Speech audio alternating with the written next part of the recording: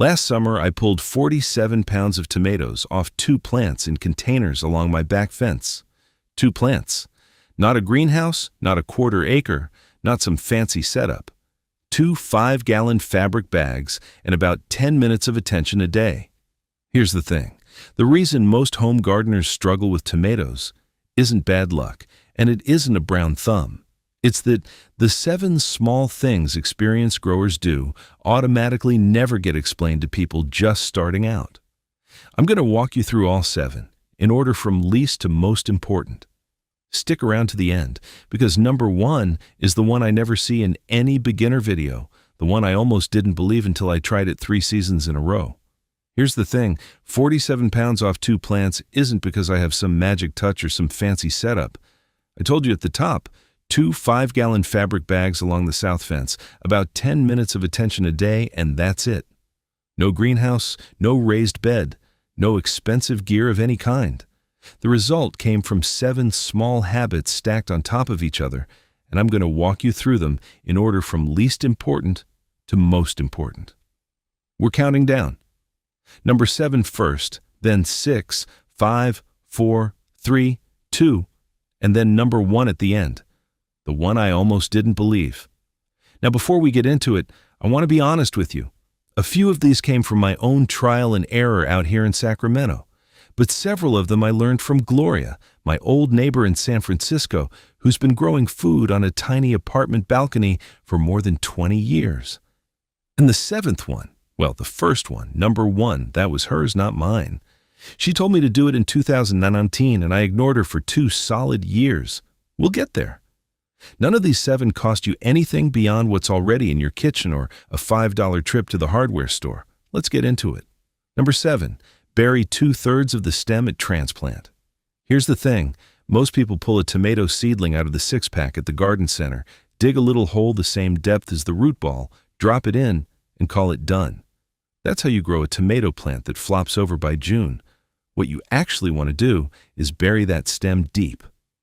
I take an 8-inch transplant, I pinch off the lower leaves with my fingernails, just the bottom 2 or 3 sets, and I bury that plant in the fabric bag until only about 3 inches of green is sticking out the top. Looks ridiculous the first time you do it. Looks like you just buried your tomato alive. But here's what's happening underground. Every spot along that stem where a leaf used to be is going to put out new roots. The whole buried section becomes root.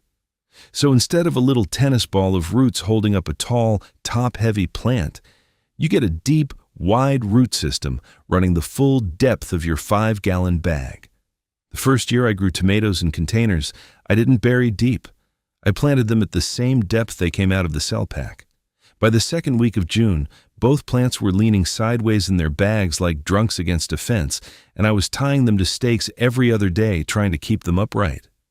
The next year, I buried deep, and the same plants stood up on their own root mass all the way until October. That's the whole technique. Strip the lower leaves, bury to within 3 inches of the top, walk away. But burying deep is wasted effort if you do it too early. Which brings me to number 6. Number 6, wait for soil temperature to hit 60 degrees, not the last frost date, not the day the garden center starts selling tomato starts. Soil temperature, 60 degrees, measured at 4 inches deep. I bought a little probe thermometer at the hardware store, $7, looks like a meat thermometer with a long stem, and I push it 4 inches down into the bag at 8 in the morning. I want to see 60 degrees 3 mornings in a row before I plant. Here in Sacramento, the official last frost date is somewhere around February 25th to March 5th. Most beginners see that date and plant the same week. The soil in a fabric bag is not 60 degrees in early March. It's down in the high 40s, low 50s at best. And here's what tomatoes do at 50 degrees of soil temperature. They sit, they sulk. The leaves go a little purple along the veins because the roots can't take up phosphorus in cold soil. They don't grow, they don't die, they just hold their breath for a month and a half waiting for things to warm up. Meanwhile, the calendar is ticking. In Sacramento, my 60-degree mornings usually show up between April 5th and April 15th, a full 5 to 6 weeks after the official last frost date. In 2021, I planted on March 1st because I was impatient. My neighbor planted on April 10th. By the end of June, his plants had passed mine in height and were setting fruit. Mine were still trying to recover from 6 weeks of cold soil shock. Same variety, same kind of bag, same fence line. The only difference was 40 days of waiting. So get a cheap probe thermometer, push it 4 inches into the bag at 8 a.m., and wait for 3 60-degree mornings in a row. Once you have the deep root system going in warm soil, the next thing that matters is how you water it. Number 5, deep, infrequent watering. Same time, same amount, same days every week. In a 5-gallon fabric bag in the heat of a Sacramento summer, my schedule is about 1.5 gallons on Monday morning and 1.5 gallons on Thursday morning, around 7 a.m. before the sun gets on the bags. That's it. Twice a week. Not a daily splash, not a little drink every evening. Deep and infrequent like rain. Now I want to tell you about the most expensive mistake I made when I first started growing tomatoes in containers, because it's probably the same mistake you're going to make if I don't talk you out of it. My first container year, I came home from work in the evening. The bags felt warm and dry on top. I felt guilty, and I gave every bag a little splash with the watering can. Every single evening. About a quart, maybe 1.5 quarts. The plants looked happy for about 6 weeks. And then the fruit started coming in, and every single tomato had a black, leathery, sunken patch on the bottom. Blossom end rot. I lost 3 plants worth of fruit before I figured out what was going on. I went down the rabbit hole on calcium, bought eggshell powder, bought a calcium spray, bought a soil amendment with calcium in it. None of it helped. Then Gloria told me, on the phone, very patiently, the way she talks to her old 4th-grade students, that blossom end rot in containers almost never has anything to do with how much calcium is in the soil. It has to do with how consistently the plant can pull water and calcium up through the roots. If the soil dries out and then floods, dries out and floods, the plant can't move calcium through the system steadily. The calcium is sitting right there in the bag. The plant just can't get to it. So I switched. Monday and Thursday, 1.5 gallons each time, same time of day. No evening splashes, no guilt watering, and the blossom end rot disappeared in the next round of fruit. Set up a phone reminder if you have to. Monday morning, Thursday morning, 1.5 gallons. That's a 5-gallon fabric bag schedule, and it does not need to change all summer unless you hit a stretch over 100 degrees for a week, in which case you can add a Saturday. Watering taken care of, the next question is what to do with all the new growth.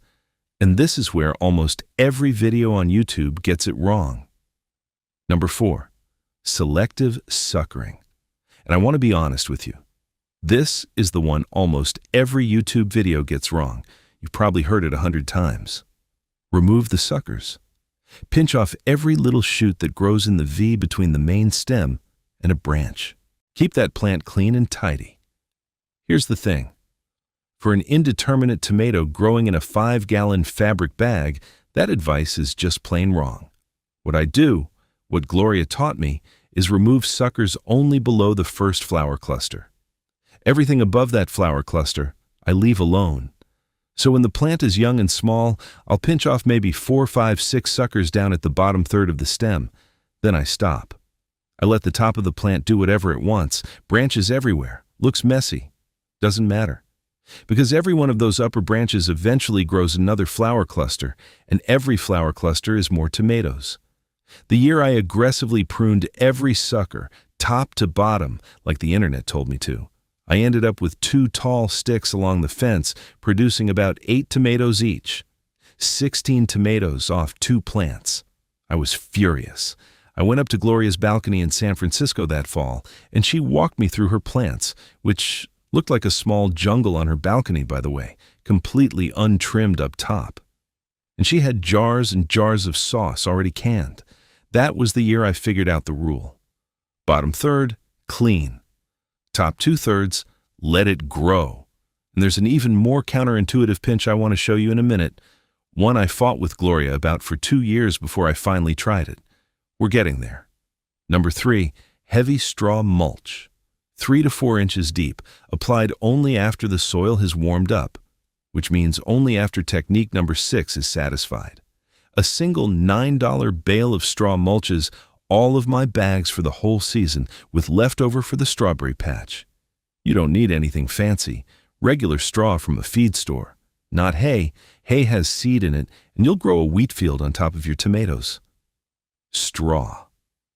The reason I care so much about this is what I measured one afternoon last July. It was a 100-degree Sacramento day, the kind where the sidewalk burns through your shoes. I pulled out a little infrared thermometer and pointed it at the bare soil on the surface of one fabric bag. A bag I'd left unmulched on purpose for this exact test. The surface read 118 degrees Fahrenheit. 118. Tomato roots stop functioning around 95. They start dying around 105. Right next to it, a mulched bag, same sun, same time of day. Surface temperature under the straw, 84 degrees, 34 degrees cooler.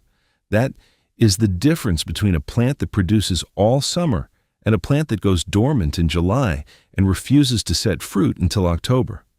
And remember, you apply the mulch after the soil is warm.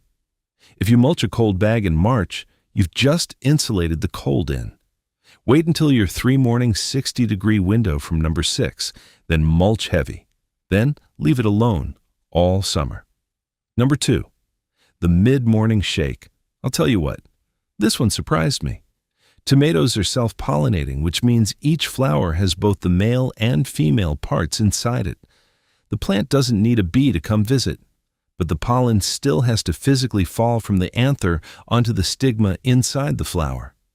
In nature, that happens because wind shakes the plant. In a 5-gallon fabric bag tucked against a fence, there's not always enough wind.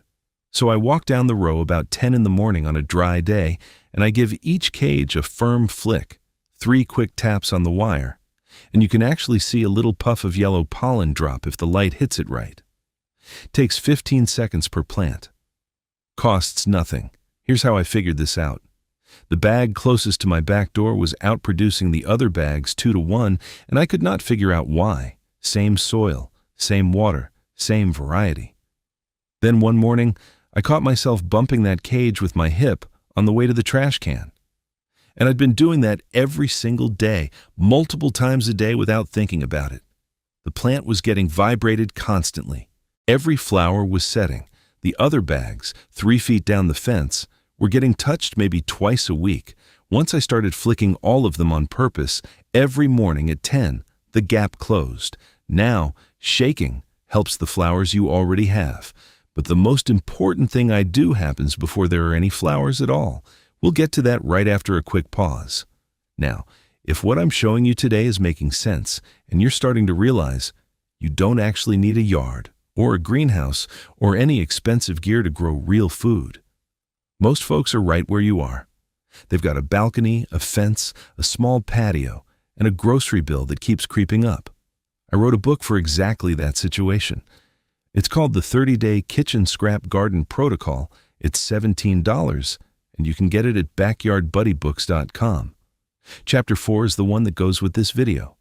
It's called Container Gardening on Zero Budget, and it has 3 diagrams showing you exactly how I set up these 5-gallon fabric bags. The cross-section, the soil layering, and the potato hilling that runs right next to my tomato row on the same fence.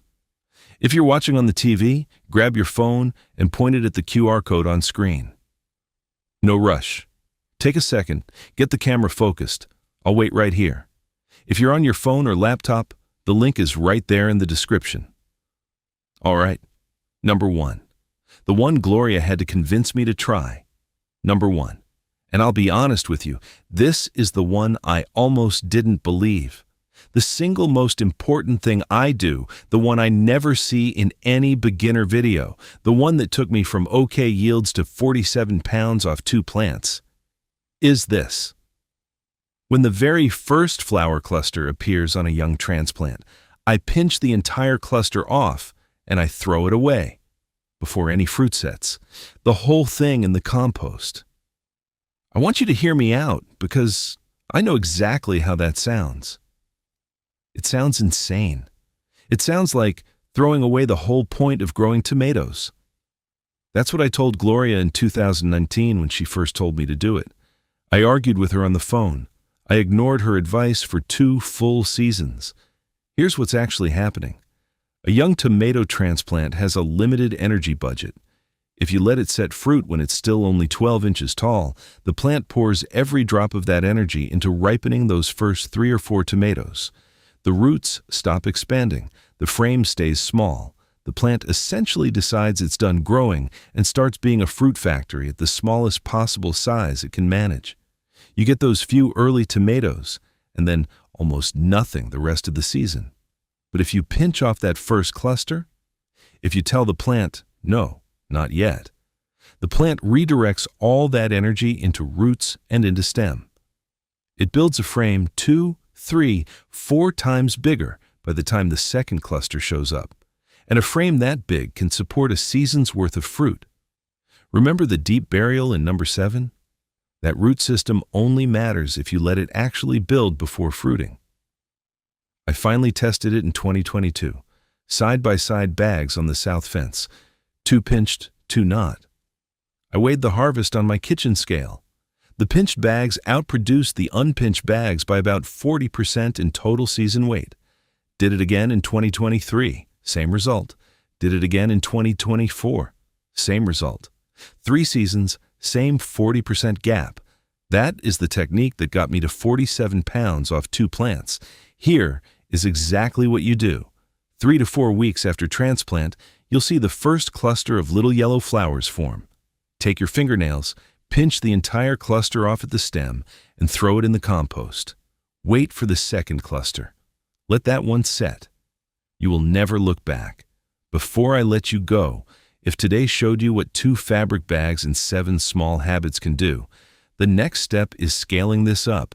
Once you've got 2 bags producing 47 pounds, the question becomes, how do you go from there to a system that feeds you all season without everything ripening in the same week? That's chapter 7 of the book, Scaling Up, from Windowsill to Backyard. 2 diagrams in there. One walks you through trellising indeterminates so you can stack vertical growth in a tiny space, and the other lays out a succession planting timeline so your harvest staggers across months instead of dumping 50 pounds in your lap on a Tuesday. It also includes how Gloria graduated from her balcony in San Francisco to a community garden plot a couple blocks from her building. Same book, backyardbuddybooks.com, $17. If you're on the TV, the QR code is on screen right now. Pause the video, grab your phone, take your time with it. I'll be right here. It's the guide I wish I'd had 10 years ago, back when I was killing tomato plants in my Portland apartment.